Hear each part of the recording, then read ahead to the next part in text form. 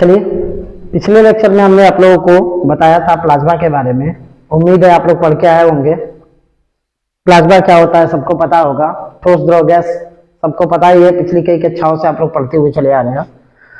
हमने आपको बोला था कि ठोस के प्रकार में ज्यामिति के आधार पर ठोस के कितने प्रकार होते हैं उसके बारे में आज डिस्कशन होना है। तो पिछले वाले क्लास में हमने आपको बता भी दिया था कि ज्यामिति के आधार पर ठोस दो प्रकार के होते हैं। पहला होता है क्रिस्टलाइन सॉलिड और दूसरा होता है अमॉर्फस सॉलिड। आज उन दोनों के बारे में हमको पढ़ना है। चलिए स्टार्ट करते हैं।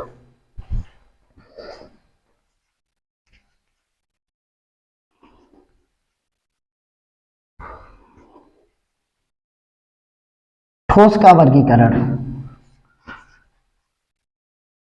क्लासिफिकेशन ऑफ सॉलिड, इसके बारे में आज डिस्कशन होगा। ज्यामिति के आधार पे, ज्योमेट्री के आधार पे ठोस जो होता है वो दो प्रकार का होता है। हमने आप लोगों से बताया था, पहला होता है क्रिस्टलीय ठोस, जिसकी इंग्लिश होती है क्रिस्टलाइन सॉलिड, और सेकेंड होता है अक्रिस्टलीय ठोस,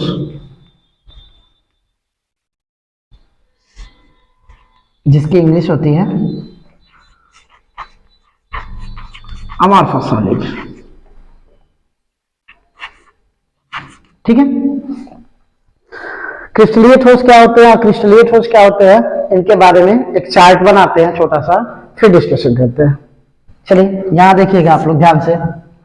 ये हमारा हो गया गुण, यहां लिखते हैं क्रिस्टलीय ठोस, और इस वाले कॉलम में लिखते हैं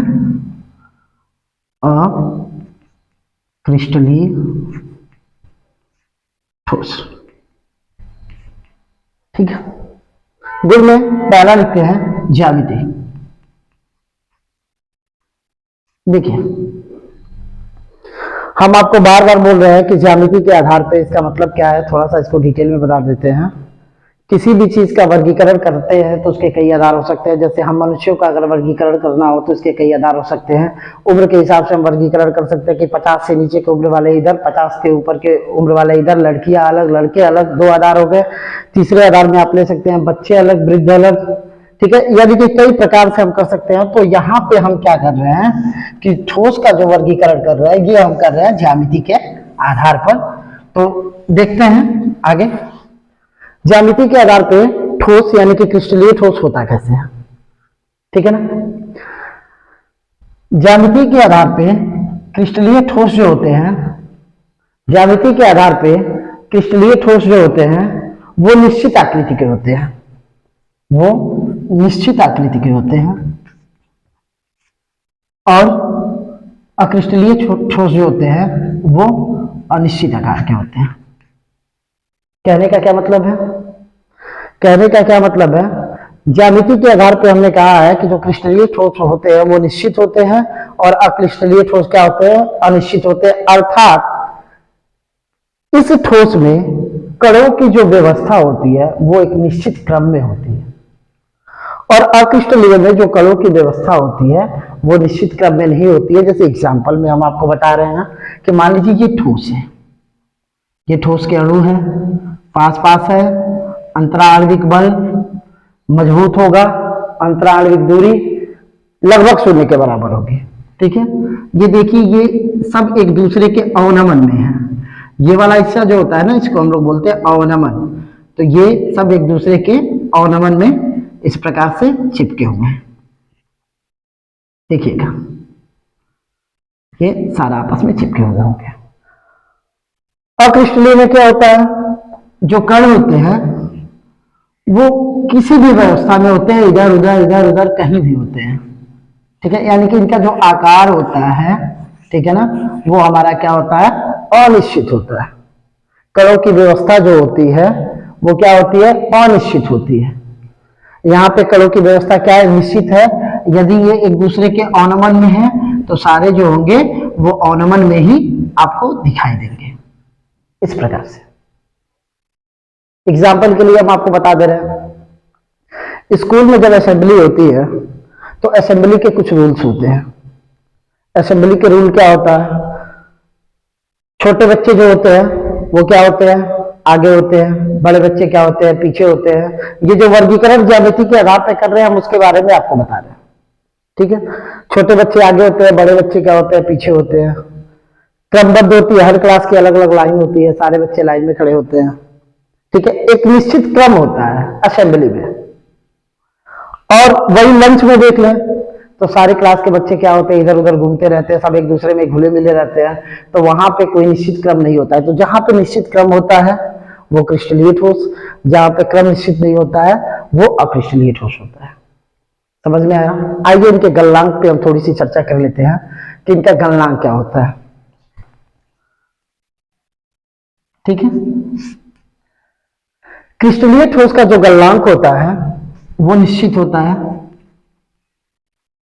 और अक्रिस्टलीय ठोस का जो गलनांक होता है वो निश्चित नहीं होता है, यानी कि अनिश्चित होता है। क्लियर? देखिएगा, यदि कोई क्रिस्टलीय ठोस है तो इसका जो गलनांक होगा वो निश्चित होगा। यदि 50 डिग्री सेंटीग्रेड लिखा गया है तो 50 डिग्री सेंटीग्रेड ही होगा, और यदि अक्रिस्टलीय ठोस है तो उसका जो गलनांक होगा वो परास में होगा। परास का मतलब ये होता है, हम आगे लिख रहे हैं कि जैसे दे देगा 50 to 70, इतने टेम्परेचर ताप पे ये गलना प्रारंभ करेगा। समझ में आ रही है बात? इसके बाद हम थोड़ा सा और बात कर लेते हैं इनके विदलन के बारे में, ठीक है ना। विदलन का मतलब होता है यदि किसी धारदार हथियार से इनको काट ले तो क्या होगा, ठीक है ना। किसी धारदार हथियार से काट ले तो क्या होगा, तो यहाँ पे जो सतह हमको प्राप्त होगी वो चिकनी सतह प्राप्त होगी, और यहाँ पे जो हमको सतह प्राप्त होगी वो खुरदरी सतह प्राप्त होगी, ठीक है। कुछ चीजें और आपको हम बता दे रहे हैं, एमॉर्फस सॉलिड के एग्जाम्पल में हम आपको कुछ चीजें बता दे रहे हैं, और क्रिस्टलाइन सॉलिड में भी हम आपको कुछ चीजें बता दे रहे हैं। देखिएगा, एक NaCl का क्रिस्टल स्ट्रक्चर आप लोग पढ़े होंगे,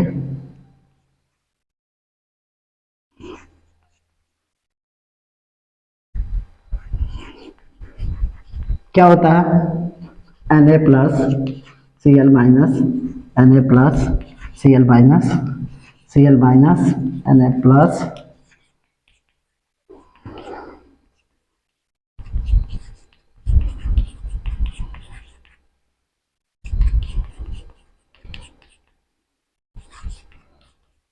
इस प्रकार का होता है। अब अगर आपसे कोई पूछता है कि ये क्या है, एमॉर्फस है या क्रिस्टलाइन है, ठीक है, तो ये क्रिस्टलाइन है। क्यों है? क्योंकि इसकी जो व्यवस्था है वो क्या है, एक निश्चित क्रम में है। जैसे एग्जांपल के लिए हम आपको बता दे रहे हैं, यहां से एक Na को उठा लीजिए, ठीक है, और देखिए ये चारों तरफ से क्लोरीन से घिरा हुआ है, ठीक है। अगर क्लोरीन को उठा लीजिए तो देखिए, किसी भी एक क्लोरीन को, इस वाले क्लोरीन को उठा लीजिए तो देखिए ये चारों तरफ से सोडियम से घिरा हुआ है, ठीक है ना। ये NaCl साधारण नमक जो हम अपने घरों में यूज करते हैं, ये वो है, ठीक है। तो ये आपका एग्जाम्पल हो गया क्रिस्टलीय ठोस का, ठीक है। और भी इसके बहुत सारे गुण हैं, ठीक है ना। इसकी जो प्रकृति है, ठीक है ना, उसके बारे में बात करते हैं कि क्रिस्टलीय ठोस की प्रकृति क्या होती है, ठीक है। अब